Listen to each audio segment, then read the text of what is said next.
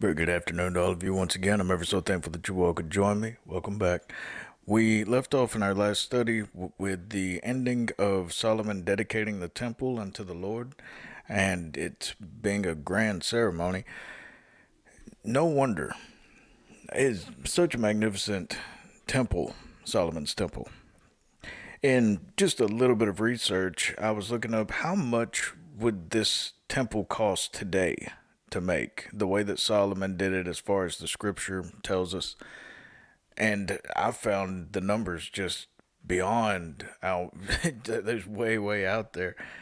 This is from creationconcepts.org. Construction of the temple included 100,000 talents of gold and 1 million talents of silver, worth respectively $77 billion and $10 billion today. Now it's talking about how much that the gold would have been plus the million talents, so that would have been 87 billion total, including the cost of cedar wood and other construction materials. The wealth of Solomon's temple was about $100 billion. There is no building in today's world of comparable value. And I totally agree. I don't really believe that this is even factoring in how much that it would have costed to pay the workers. Because Solomon, he did, as far as we know, he paid the workers. That is mind blowing. And one would also have to take into account why it costs so much is because they didn't have cranes and construction equipment like we have today, which would naturally keep the costs down. They didn't have that back then. So Solomon has completed the temple, and I have to set all this up before we go any further. That way you'll know where we're at this time right here. Because not only has Solomon completed the temple, but he's also completed all of his other buildings, including his own palace at this time. He has finished every bit of building that he needed to do. Okay, we are told how it was in Solomon's fourth year of his reign, Solomon's fourth year of his reign, that he began construction of the temple. It took Solomon 7 years to complete the temple. So that if Solomon was 20 whenever he took the throne, then that would put him at about 31 once that he completed building the temple. You then have to tack on an additional 13 years for him to complete the other buildings as well as his palace. So that would bring us to 24 years at least into his reign at this time. That would put him, if he became king at 20, then that would put him at 44 years old. So he's at least in his mid 40s right here where we're talking about, from my reckoning, which is over halfway into his reign, by the way. He only reigned for 40 years. And it came to pass, when Solomon had finished the building of the house of the Lord and the king's house and all Solomon's desires which he was pleased to do, that the Lord appeared to Solomon the second time, as he had appeared unto him at Gibeon. So one has to wonder why God waited over 2 decades before reaching out to Solomon again. And I think that Alexander Maclaren had some good comment on that. He says, there had been no manifest token of approval during all the years of building the temple, for none was needed. But now there was danger that the finished work might be followed by languor and indifference. And therefore, once more, God spoke words of stimulus, both promises and warnings.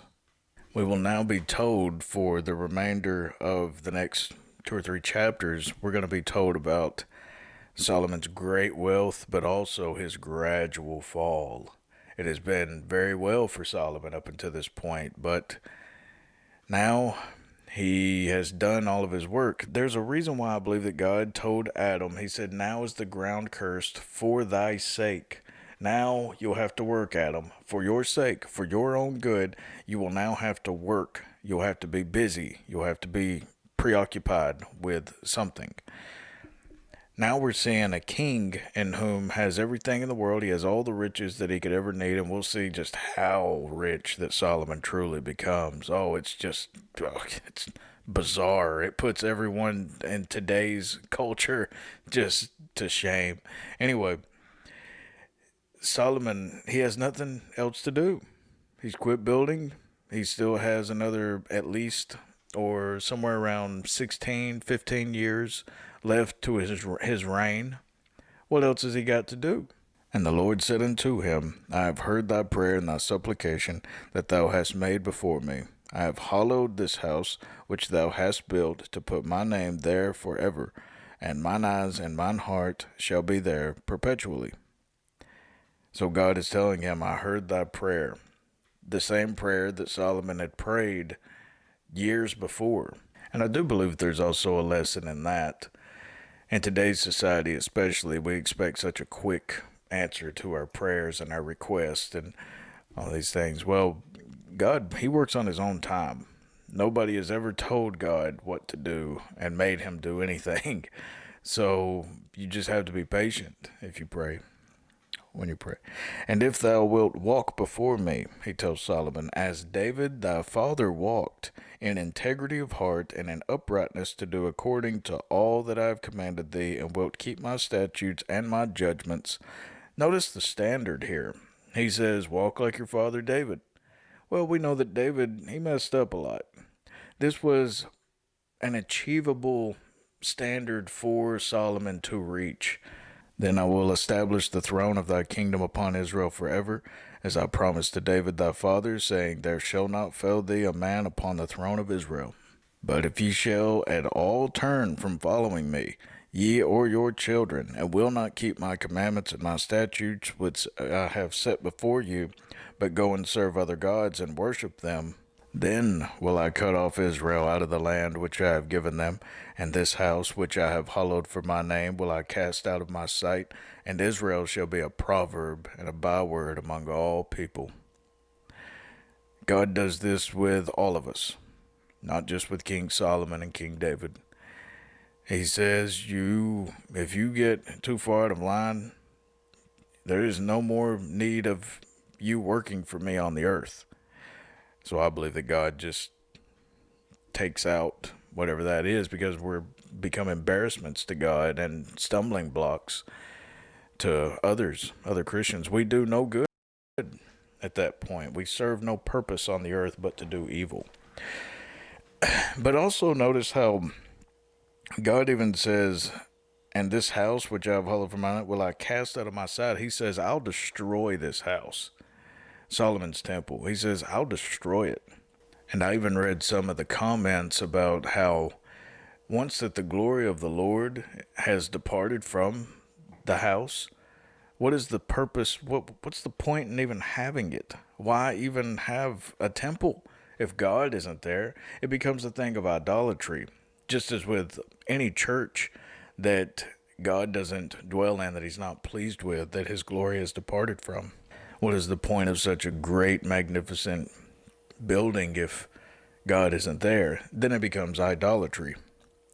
We see in Hollywood how these celebrities, they receive this thing called an Oscar award. This is the highest award in all of entertainment. This is the one that they want the most. And you see this Oscar award and how much that they covet it. It's idolatry. It truly is. Let me explain. Here is the Oscar award in the middle. On both sides are the little idols, the teraphim, if you will, of Egyptian gods, Osiris and Ptah. Clear idolatry. If you'll notice that these people, they work to get this award. To get this award, they work for. In Hollywood, this is what they work the most for. Because of this, they know that if they can get this little award, then their money goes up. They start getting more work, more roles, more fame, more popularity, if you will.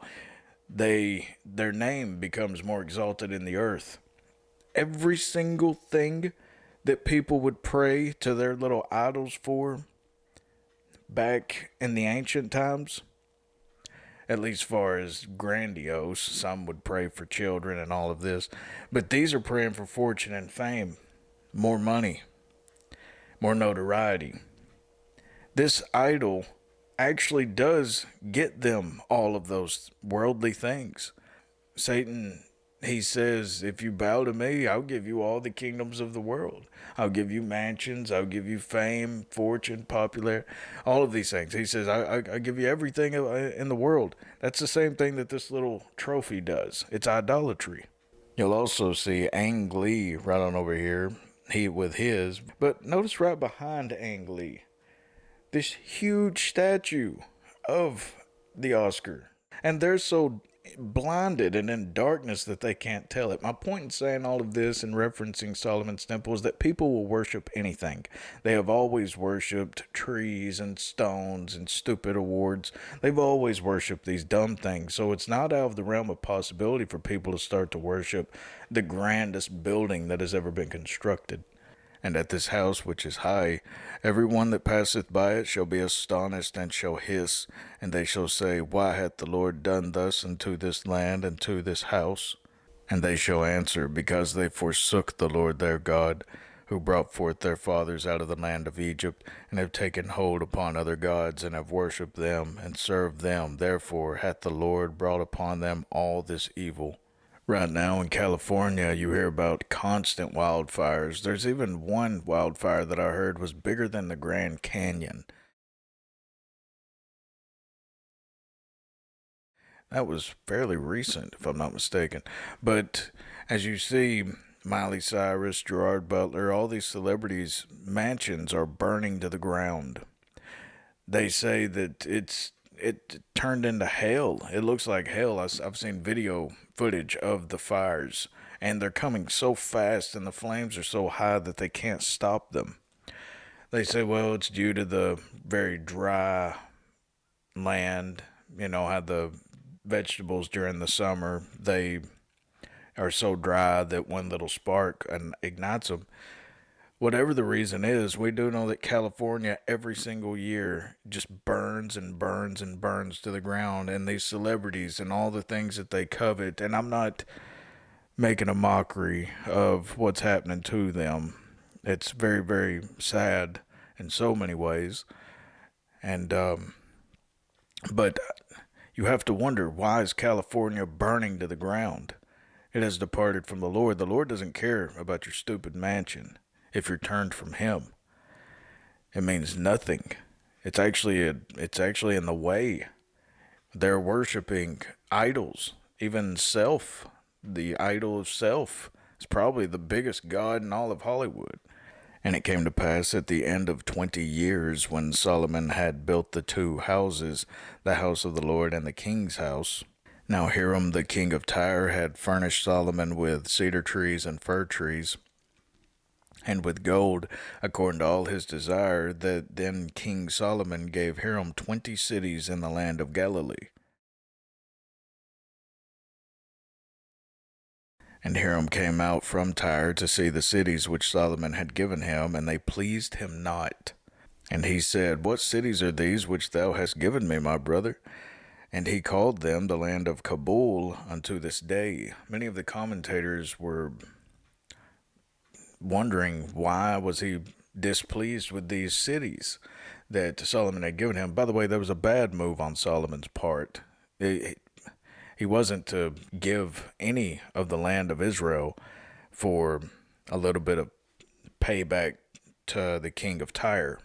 He wasn't to do that. And the king of Tyre didn't even like the cities. Well, the reason is in the name Kabul itself, which means sterile. And one can just look up what sterile means in regards to land or soil, and it's the lowest definition down here. It means it's too poor in quality to produce crops. And Hiram sent to the king 60 talents of gold. That is 120 talents of gold. So it seems like Hiram kept his part of the bargain, and his part was guaranteed to please Solomon, even after he got such a raw deal on the other end. But that would come out to be about $160 million today. You say, well, that's a lot of money, but it's nothing compared to what the celebs and all of these gain today. You're right. Whenever you start to look into how much Solomon actually makes, to which this is the beginning of really talking about how much just goes to Solomon, it is just bizarre how much money this guy gets. And this is the reason of the levy which King Solomon raised for to build the house of the Lord and his own house in Millo, and the wall of Jerusalem, and Hazor, and Megiddo, and Gezer. So all the workers that he had gathered together, the levy, it is for the construction of these. It's starting to tell about where Solomon's other construction projects took place. Millo we'll come to right here in a few verses, but up until then, Hazor up here, it became Israel's chief city of defense against northern invaders until its destruction in the 8th century BC. Megiddo, you're probably a little bit more familiar with, was a great fortress as well, and is the future staging ground for Christ's war against the Antichrist. It's not really a war so much as it is just a annihilation. And Gezer, a powerful Canaanite city not occupied until the time of Solomon in Ephraim, was a wedding gift from Pharaoh to Solomon for the marriage between Solomon and his daughter. Awful generous of Pharaoh. Here you go. Just have a city. And all three of those, Hazor, Megiddo, and Gezer, well fortified. They found in their new archaeological findings very well fortified cities. For Pharaoh, king of Egypt, had gone up and taken Gezer, and burnt it with fire, and slain the Canaanites that dwelt in the city, and given it for a present unto his daughter Solomon's wife. And Solomon built Gezer, and Beth-horon the nether, right here, Beth-horon the nether, and Baalath, and Tadmor in the wilderness, in the land, and all the cities of store that Solomon had, and cities for his chariots, and cities for his horsemen, and that which Solomon desired to build in Jerusalem, and in Lebanon, and in all the land of his dominion. And all the people that were left of the Amorites, Hittites, Perizzites, Hivites, and the Jebusites, which were not of the children of Israel, their children that were left after them in the land, whom the children of Israel also were not able to utterly destroy, upon those did Solomon levy a tribute of bond service unto this day. This seems to go against what the Lord commanded. He says, drive them from the land. These pagan worshippers, drive them from the land. They'll corrupt you. A little bit of leaven leaveneth the whole lump. And there is apparently a lot of these pagans within the land of Israel. Solomon kept them for workers, though. I don't know. It seems like Solomon just, I don't know. I'm perplexed whenever I read about some of the things that these kings did.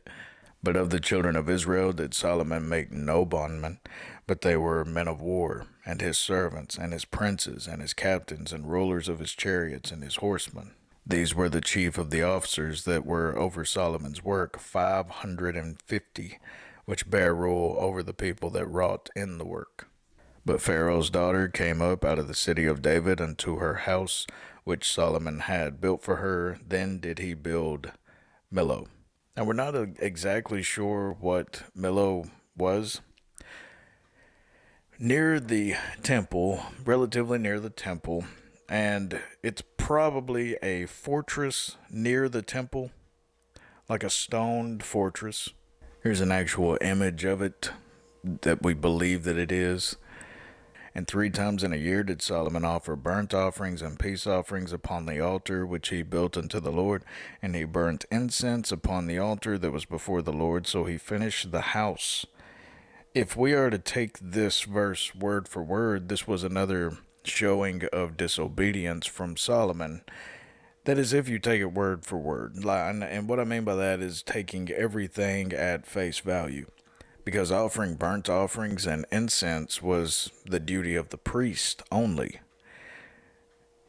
And it says right here that he did these things, but it could be also implied that the priests were told to do this by Solomon, And King Solomon made a navy of ships in Ezion Geber, which is beside Eloth on the shore of the Red Sea in the land of Edom.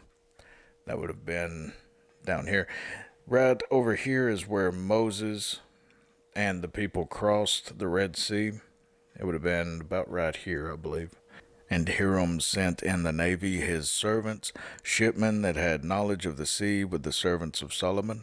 And they came to Ophir and fetched from thence gold, 420 talents, and brought it to King Solomon. That is about $500 million worth in today's money.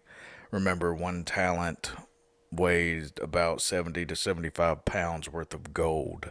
And right here we're told that there is 420 talents of gold at Ophir. It's assumed that that is where Ophir was. There's a little bit of debate over where this Ophir was truly located, but that's pretty close to it. Okay, now to close out the chapter, pretty short chapter today, but I figure that it's well worth noting this because the next couple of chapters are not going to be focusing so much on Solomon's wealth. So it's very good to note where Solomon is financially in the world. Everyone talks about Solomon's wealth. It is estimated that Solomon's net worth at its peak was $2 trillion. According to the Bible, King Solomon ruled from 970 BC to 930 BC, and during this time he is said to have received 25 tons of gold for each of the 40 years of his reign, which would be worth billions of dollars in 2016, along with impossible riches amassed from taxation and trade. The biblical ruler's personal fortune could have surpassed $2 trillion in today's money. You can't even spend that much money. That is radically rich. But we'll learn a lot more about Solomon, and now that all of his work is done, he has all of these riches coming in. Everyone admires him and loves his wisdom, and they come from all the known world to seek his advice and to test him and just to be known. He's like the celebrity of the day. He was like the most known person in the world at this time, the most glorious of kings that you could ever imagine. And we'll now see how Solomon's fall he just goes nose deep into the deep end, far worse than King David ever imagined. David, he made very bad mistakes, but he repented of them and tried to never make them again. Solomon just swims in this sea of sin that is just, we'll come to all of that. But this is a good note to end on, I believe. I hope that you all learned something today. Pretty short chapter. Thank you all for joining me. Lord of peace be with you. Amen.